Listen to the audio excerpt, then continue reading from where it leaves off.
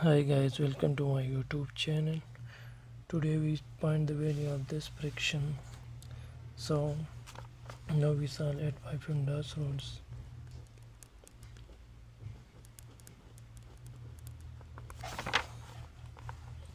According to PEMDAS rules, we first of one solve parentheses. The equation become 25 minus 5 inside of the parentheses. 3 plus 6 gave us 9. Now we have one subtraction and one multiplication. So first we solve multiplication, then subtraction.